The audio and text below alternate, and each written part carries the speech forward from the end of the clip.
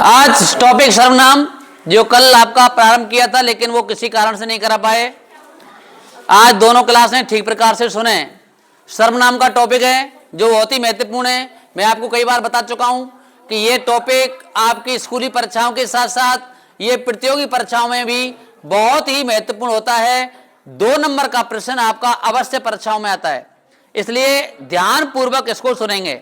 सर्वनाम की परिभाषा मैंने आपको पहले बता दी, कल ही बता दी, फिर भी सुन लो कि किसी संज्ञा के स्थान पर काम आने वाले शब्दों को सर्वनाम कहते हैं। ठीक प्रकार से जानते हैं।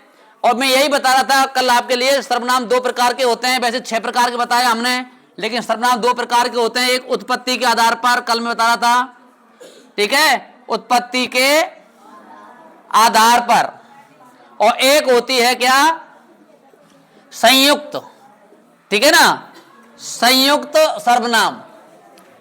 अब उत्पत्ति के आधार पर, जिनको मूल सर्वनाम भी कहते हैं, मैं आपको बता रहा था। और मूल सर्वनामों की संख्या कितनी होती है? 11। मैं कल आपको बता रहा था मूल सर्वनामों की संख्या कितनी है? 11। 11 सर्वनाम में कौन कौन से हैं वो बताइए। मैं, और, मैं, तू, आप, यह, वह, सो, जो, कोई, और, कुछ, क्या, कैसे। क्या 1 2 3 4 5 6 7 8 9 10 11। आप कौन हो गए? कौन? कौन क्या होता है मतलब इनमें से? ये आपके 11 सर्वनाम हैं। सब बच्चे ध्यानपूर्वक सुन लें। ये आपके 11 सर्वनाम हैं जिसको मूल सर्वनाम कहते हैं, जिनको उत्पत्ति के आधार पर, क्योंकि इन सर्वनामों की उत्पत्ति होती है, ठीक है ना, ये पैदा हुए हैं। और जब 6 प्रकार के सर्वनाम जब आपको बताएंगे हम, अब तक आप क्या पढ़ते आए हैं कि सर्वनाम 6 प्रकार के होते हैं, ये पर क्या है, और वास्तव में 6 प्रकार के होते हैं, लेकिन मूल सर्वनाम जो होते हैं ये 11 होते हैं। ये मूल सर्वनामों की संख्या कितनी है?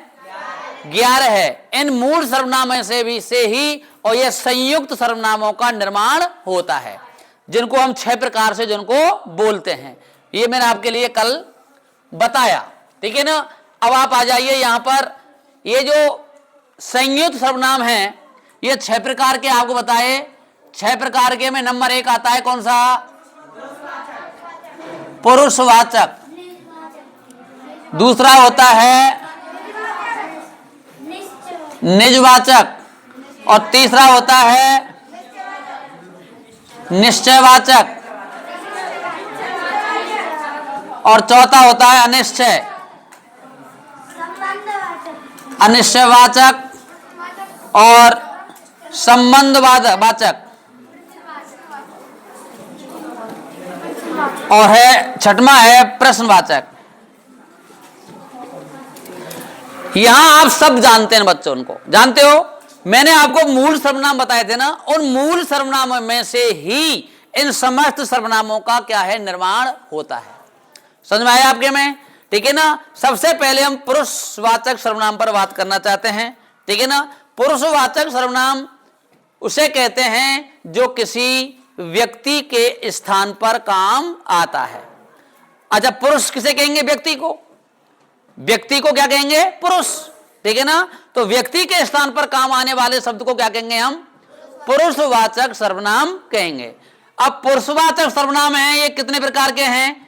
ये 3 प्रकार के हैं, ध्यान रखना। यानी 3 प्रकार के पुरुष होते हैं।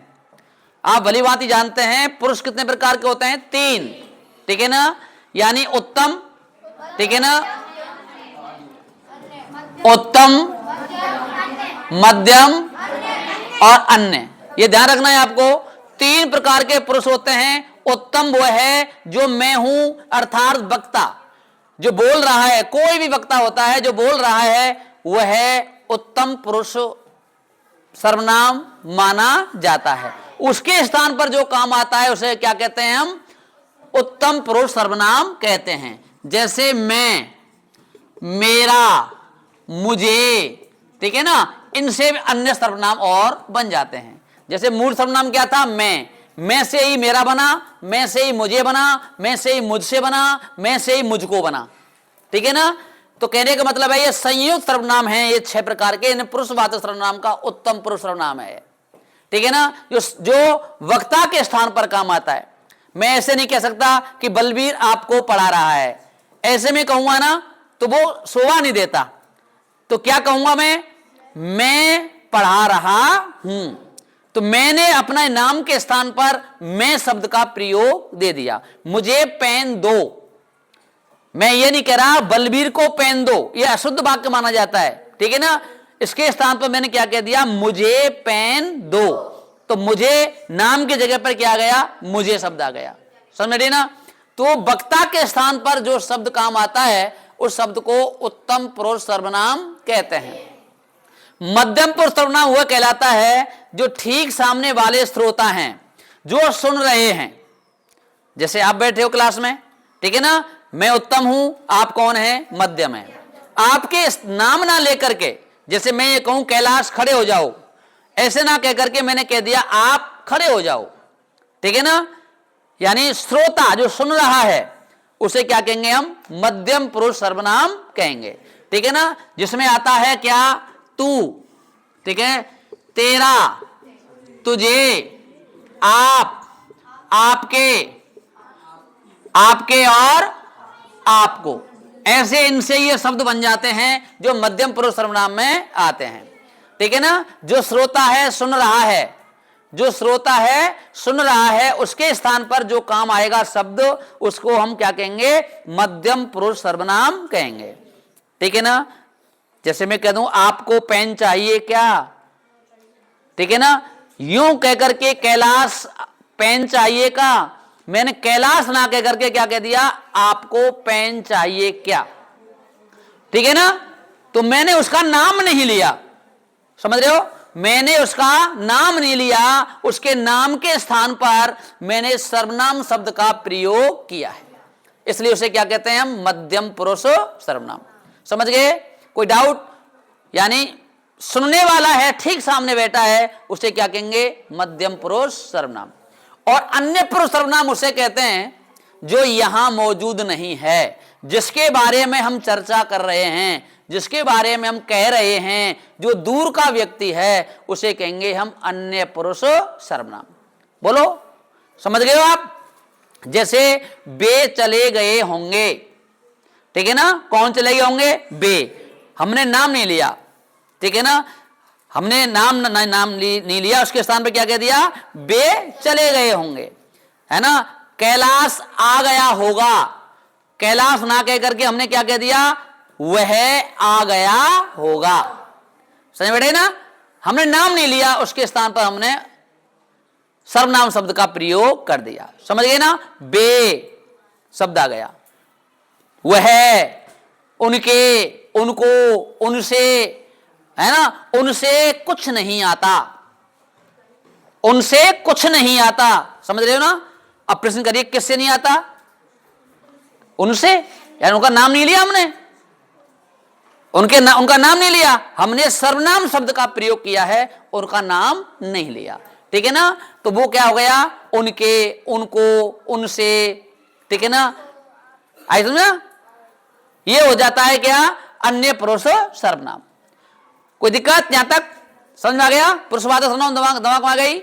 ठीक है ना, फिर सुन लो, 3 प्रकार के पुरुष होते हैं, अर्थात 3 प्रकार के मनुष्य होते हैं। एक तो बोल रहा है, उत्तम, एक सुन रहा है, मध्यम, एक यहां नहीं है, अन्य, जो बाहर है, जिसके बारे में हम चर्चा कर रहे हैं। ठीक है ना, चलिए अगला आता है निजवाचक सर्वनाम। कौन सा, निजवाचक सर्वनाम किसे कहते हैं, समझिए आप। निजवाचक सर्वनाम का मतलब होता है जिन सर्वनाम शब्दों से निजता प्रकट होती है, जो स्वयं के लिए प्रयोग में आते हैं, जैसे स्वयं, अपने आप, खुद, निजी, है ना, ऐसे शब्दों का प्रयोग होता है, उसे हम निजवाचक सर्वनाम कहते हैं। जैसे अपने आप, खुद, स्वयं, ठीक है ना, निजी, ठीक है ना। हाँ, निजी, ऐसे जो शब्दों का प्रयोग होता है वह निजवाचक सर्वनाम कहलाता है। ठीक है ना। अब ऐसा कोई आ जाए कि निजवाचक सर्वनाम का प्रयोग करते हुए एक वाक्य बनाइए आप, निज नाम शब्द का प्रयोग करते हुए एक वाक्य बनाइए आप, बनाओ। निजवाचक सर्वनाम का प्रयोग करते हुए एक वाक्य बनाइए, बनाओ।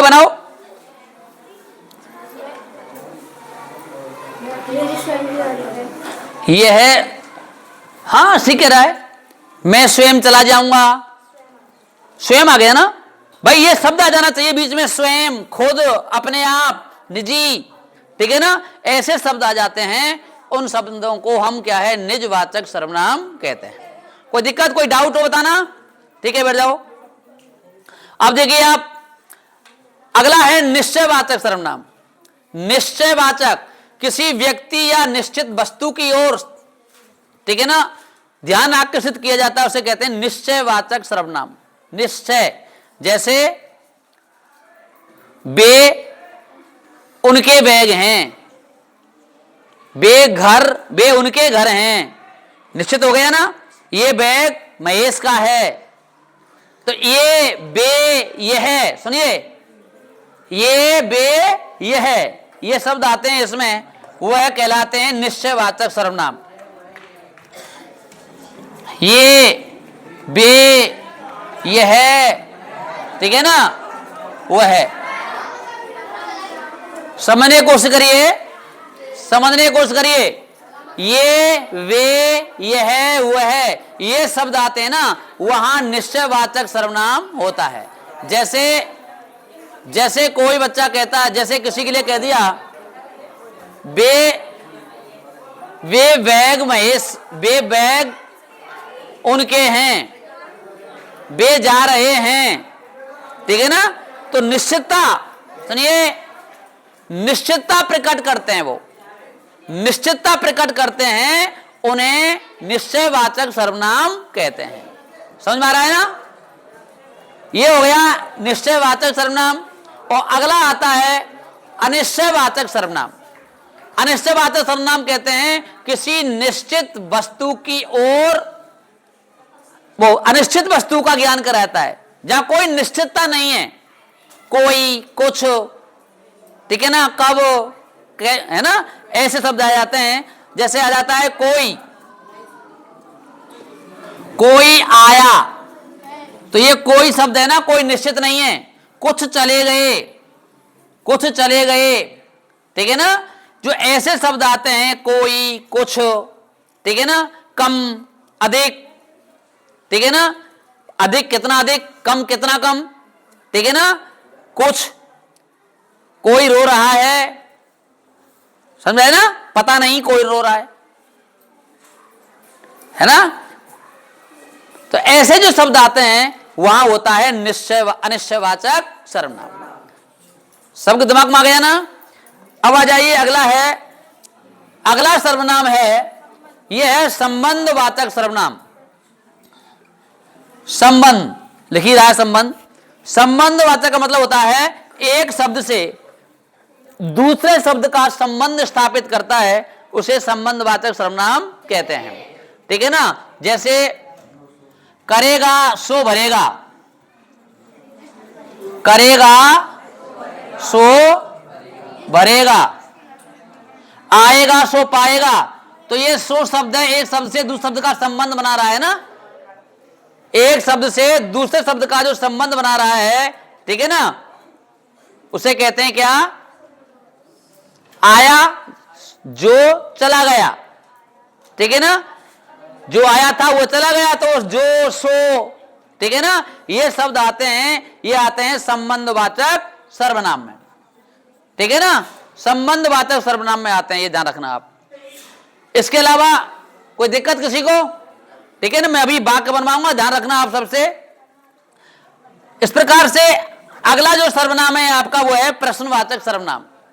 प्रश्नवाचक सर्वनाम की परिभाषा क्या है? प्रश्नवाचक सर्वनाम की परिभाषा है जिस सर्वनाम शब्द से प्रश्न करने या होने का बोध होता है उसे प्रश्नवाचक सर्वनाम कहते हैं। जिसमें कौन, क्या, कब, कैसे, कहां, ठीक है ना, इन शब्दों का प्रयोग होता है, वहां कौन सा प्रश्नवाचक सर्वनाम होता है। जैसे कौन, कौन चला गया, कौन चला गया, ठीक है ना। कहां बैठा है, ठीक है ना। तो ये कहां शब्द और कौन शब्द है ना, ये आपके क्या हैं, ये प्रश्नवाचक सर्वनाम हैं, ठीक है ना। और जिन पे प्रश्नवाचक चिन्ह भी लगा होता है इन शब्दों पर, ठीक है ना, इसकी पहचान ये भी आ जाती है कि जिसमें वाक्य में प्रश्न सूचक चिन्ह होता है तो वहां प्रश्नवाचक सर्वनाम होता है, ठीक है ना। इस प्रकार से आपका ये सर्वनाम का टॉपिक यहां पूरा होता है, ठीक है ना। अब आपके अभ्यास के लिए मैं प्रश्न करूंगा आपसे, तैयार हो ना, रेडी, तैयार है ना आप। तो सर्वप्रथम ये बच्चा बताएगा, बताओ बेटा, उत्तम पुरुष सर्वनाम का प्रयोग करते हुए एक वाक्य बनाइए। बोलिए। मैं घर जाता हूं। अब इसमें मैं शब्द उत्तम पुरुष सर्वनाम का आ गया, ठीक है ना। इधर से बेटी बताएगी, खड़ी हो जाइए, आप बैठ जाओ, खड़े हो जाइए। आप निजवाचक सर्वनाम का प्रयोग करते हुए एक वाक्य बनाइए। मैं अपने आप कार्य कर लूंगी। मैं अपने आप कार्य कर लूंगी, यानी अपने आप, खुद, स्वयं, ऐसे जो शब्दों का प्रयोग होता है वहां निजवाचक सर्वनाम होता है। बैठ जाइए, आप बताओ उधर से। अन्य पुरुष सर्वनाम का प्रयोग करते हुए एक उदाहरण दीजिए। बे चले गए होंगे। तो इसमें बे शब्द है ना, बे शब्द है ना, वह उस व्यक्ति के नाम के स्थान पर काम आया है। इसने ये नहीं कहा कि पापा जी चले गए होंगे, इसने क्या कह दिया, बे चले गए होंगे। समझ में आया ना, राइट, समझ गए। अच्छा, अब आप बताइए, एक उदाहरण मैं आपसे पूछूंगा, ये गोलमोल सा लड़का है ना, ये बताइए, निश्चयवाचक, क्या नाम है आपका, है देवेश शर्मा, कौन सी क्लास, 8th क्लास। तो ये निश्चयवाचक सर्वनाम का एक उदाहरण दे दो।